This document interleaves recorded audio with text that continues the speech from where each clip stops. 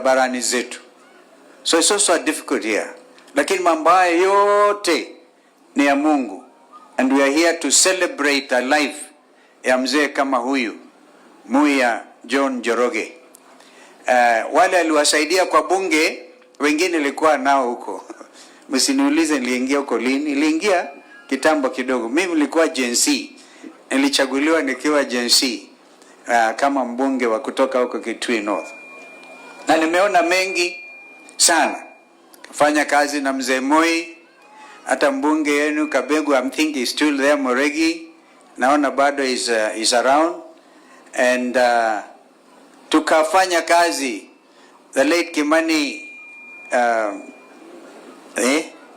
Wanyoike was actually one of the people, for us who are not familiar with this reality.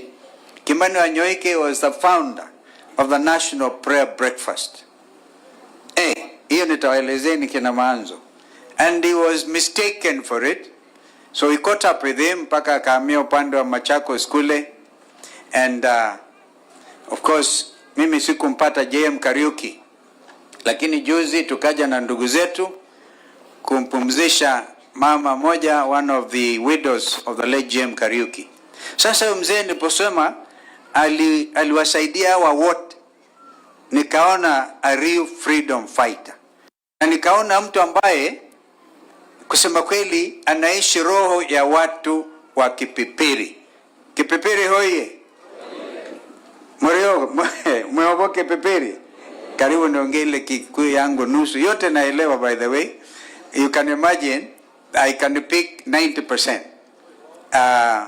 Kwa hivyo huyu mzee living the spirit of Kipipiri, which now continues, and I can see it exhibited in your member of parliament, our sister Wanjiku Muya. Because it was not easy those days to say like JM Kariuki alisema hatutaki inchi ya millionaires watano na milioni 50 ya maskini. That is a Kipipiri spirit. Because you have also been told by my learned friend how the split happened between Nyandarua North and South. Nyandarua of the freedom struggle in our country. And of course the entire mountain. Kwa hivyo akawasaidia wote hawa, ingawaje alizaliwa huko Murang'a.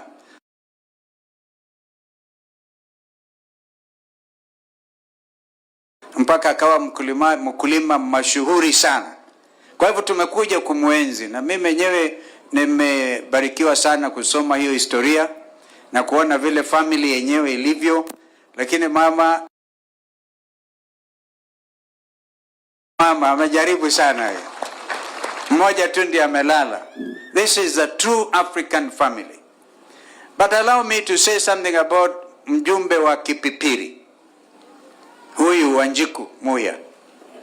Living that spirit. Mnaona hiyo. Kwanza kumbukeni watu wa Kipipiri ndio ilisema Kipipiri hoye.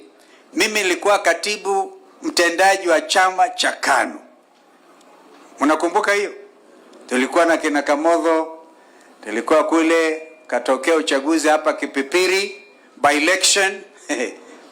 KANU ikajaribu. Mzee Muya akainua rungu, akasema hicho kiti lazima KANU ichukue. Spirit ya Kipipiri ya ujasiri ikaamka. Candidate wa KANU alikuwa, I think JB, I see you laughing, was Maina. Maina alipata 17%, almost 3,000 votes. Na mheshimiwa ambaye aliibuka Mgethiomi Mwangi alipata 82.5% wa chama cha DP. Wakati huo hata Kibaki alikuwa tu opposition. We wanted to really discipline, tuonyeshe Kibaki sisi KANU tuko, wacha tulishindwa. Tukashindwa. Mzee Moi akaamrisha walete vikingi ya stima Kipipiri kila mahali, zikamwagwa. Ni kama hizi za Ruto tu. Kama ya Ruto tu analeta kila mahali, anafungua this project, that other project, not meaning it, not even doing statistical whatever, ama kufanya evaluation proper. tukalazwa na watu wa Kipipiri. Kwa hivyo mimi, mama, our sister Muhia, when our sister there, other sister Jane Kihara, na amezungumza juu ya Gacheri wa Kirinyaga na wewe in parliament, you had no choice because you are original. Mtu wa hapa, amezaliwa hapa. That Kipipiri freedom fighting spirit is what we have come to celebrate. Tukimwaga hayo mzee apumzike. Let us give him a very big clap. Because historia ya Kipipiri ni wazi. You cannot bribe the people of Kipipiri. They know their basic rights. Na they live that freedom. The spirit of freedom. Kwa hivyo, huyu mama, allow me to bring special condolences for my own son, ambaye yeye alimchukua wakaenda naye Arusha. The young man is behaved. Hata amepata mke huko sijui. Kennedy amesaidiwa sana because both of them were members of East Africa Legislative Assembly. Na kijana mlimchagua nyinyi kina mama kwa bunge, wakati mimi nilikuwa mpeleka mama yake hospitali. Kina mama from across the board, you are not even in the same party, lakini huyo mama akachukua Ken akamsaidia, wakafanya campaign. Kennedy would have really wanted to be, and he also made sure I come and tell you, pole sana. And also to tell the people of Kipipiri, mkiona tukimwenzi mheshimiwa huyu Wanjiku Muya, msione kama ni ile kawaida tu kumsifu kiongozi kwa sababu mko pamoja naye. This lady has seen the region. Anaelewa na Uganda, anaelewa na South Sudan, anaelewa na Burundi, Tanzania. I'm quite sure you're also feeling the pain of what happened recently in Tanzania. Umekuwa upande wa, have I left Rwanda? All these countries, and now recently Somalia, ambapo Mheshimiwa Uhuru alijaribu sana hakikisha in order to have peace and harmony in our region, akaona expand, aka recommend DRC. I forgot about DRC Congo. And akasema DRC Congo na Somalia au waliingia membership of the community wakati wa President Uhuru Kenyatta. Mambo haya wewe mwenyewe ulikuwa ndani. So watu wa Kipipiri, mimi naomba tu kama ninakosea mnisamehe. This is a leader ambaye hatuwezi Kenya kama Kenya to afford to lose. We need this lady in the struggle ahead, ambayo sasa hivi imeanza. Struggle hii ya kuliberate nchi yetu properly and to isolate viongozi ambao wanaongea uongo, na to make the country believe kwamba what they are saying is true. First of all, mimi ni mwana diplomasia. You can't literally, because there's such a thing as equality of state. Hata kama nchi yako ni maskini, you cannot compare your country to another one. That is serious breach of protocol. I'm quite sure watu wa Singapore are themselves embarrassed. What William Ruto should have started by saying, ni yale Kibaki tulipanga na yeye on Vision 2030. Aongei hayo, hata katika issues zao ya bottom up, sijui hasla, because this thing about Singapore is a diversionary tactic, so that Kenyans can forget the problem we are currently experiencing in terms of leadership, in terms of corruption, in terms of misuse of people's rights. This is why speaking in Kipipiri today, I feel honored, because hawa watu hawezi kukubali watoto wao waendelee kuuawa. Bwana Yesu alimwaga damu, and we celebrate him all the time, and that was enough.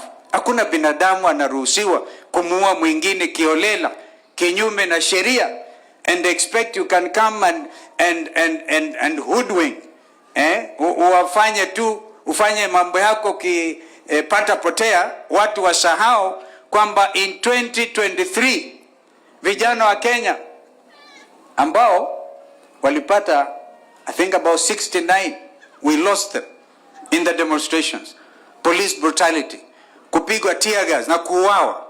In 2024, we all know in 2025, vijana vile walifanya, wakajaribu kuokoa nchi yao, because wao, they are leaderless, they are faceless, they're even tribeless.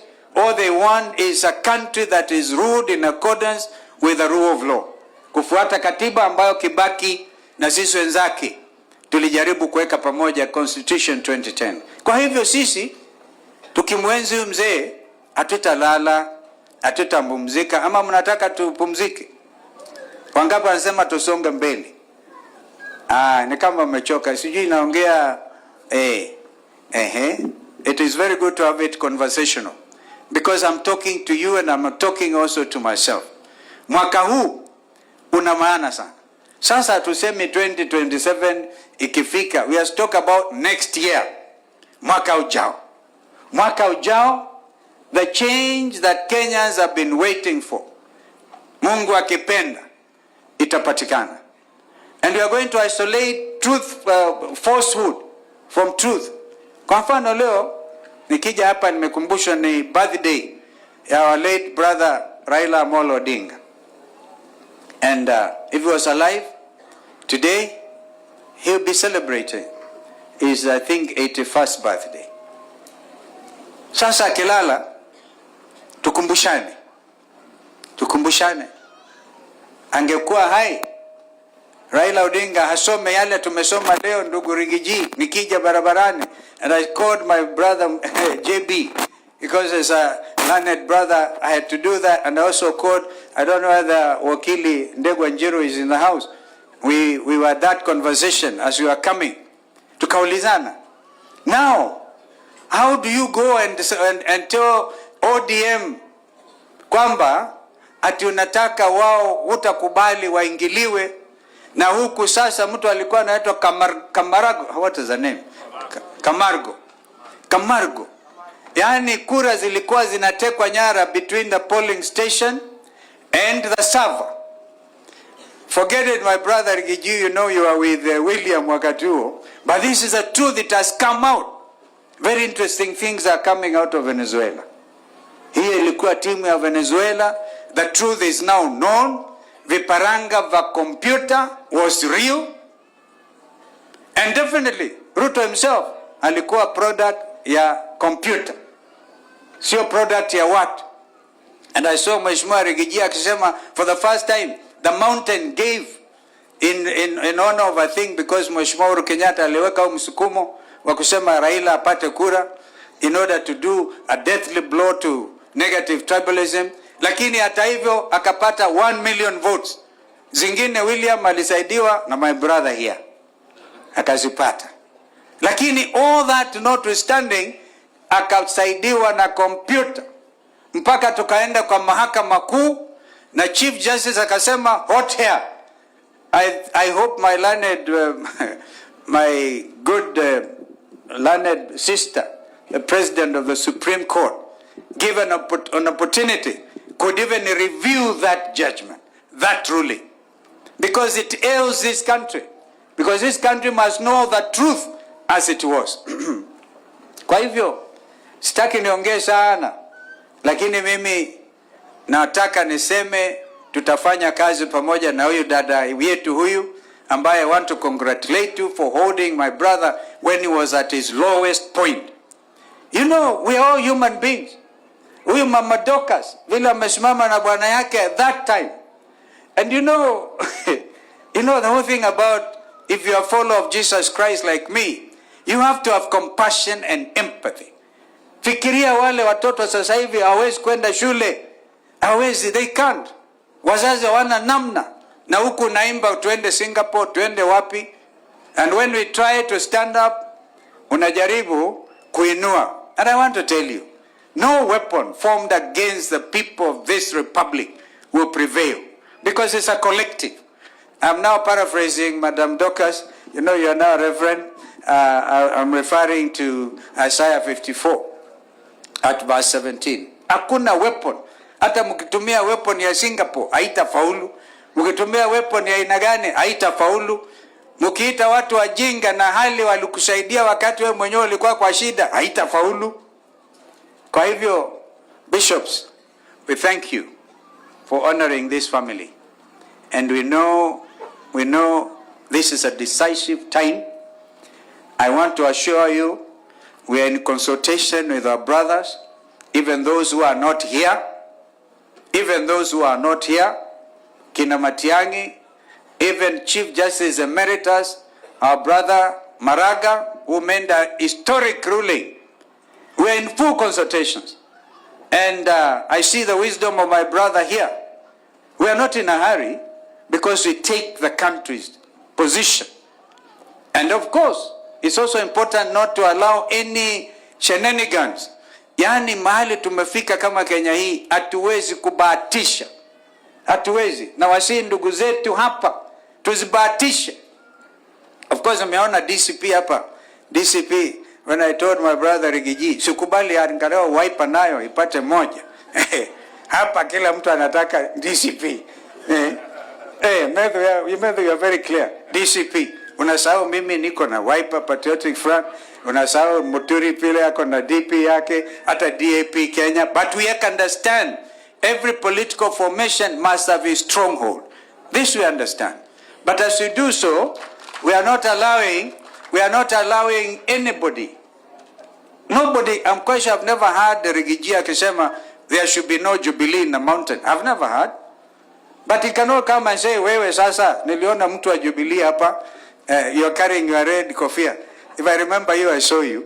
Nobody has denied you the responsibility. But the majority, you must have your say as minority, and the majority must have their way. They have their way, you have your say. Because it is important, and I can understand where my brothers come from. Kwa hivyo, ya mwisho, msifadhaike jamii ya Wasomali Kenya hii. Wakati ndugu yangu Rigiji aliongea juu ya watu ambao wamechukua pesa wenyewe, and let me tell you, international relations right now, what every country should be thinking of is national interest. That is, national interest is prime. Even though within the East African community, we must take into account the Kenyan best national interest. Americans are following their best national interest. Pesa zao ziliibiwa kutoka Marekani, zikaletwa Kenya. They are following those people. Wakifuata sio Rigiji, si Kalonzo, si JB. We want to assure Somalis and every other Kenyan who are not criminals, that we are together. We are working for the unity, real unity of Kenya. Sio hii ya kubabaisha hivi, kupigwa karata na kufanya hivi. And I'm quite sure the majority of Kenyan Somalis appreciate the good work that our brother Rigiji is doing, exposing it. Because unajua mengine anaongea mimi nashtuka. Anaongea kwa sababu he knows where is coming from. Na kama ukiona basi mtu ameumwa na mamba. Ameumwa. Ukiona ile jackal, what is it? Kale kakitu ina climb nyumba. Unaona sasa mamba ndio huyu. So we understand, and we are going to work very hard. So huyu mzee alale, my sister Jane, don't worry, you give me instructions. They charge you with a misdemeanor. Misdemeanor. Kama yule mtoto mwingine alisaidia National Assembly akina Imani Ichung'wa because they didn't know how to do public participation. Mtoto anaitwa Njeri akaenda akaweka mtandao public participation on finance bill 2025. Akashikwa pia. Anasaidia watu wa bunge hao. Kwa hivyo honestly don't worry. And I can tell you one time, the strongest man in the world, sometimes I read a book by Ibsen, is he who stands alone. And I must stand. You're not going to stand alone, brother Rigiji, at your lowest moment. And I keep on saying, I've known Gachagua for only 1 year and 2 months. But I'm so impressed. I'm wondering, alikuwa wapi huyu ndugu miaka yote hii? Because we pray together, mama ndio anatuombea. The truthful, when he says he's a truthful man, please accept it. Because hata kuwacha wewe uharibu nchi yetu akiwepo. So we will be there. And we will deliver Kenya. We will together deliver Kenya. Hatutawacha anybody behind. Na pia hatutakubali wizi. That is the main issue.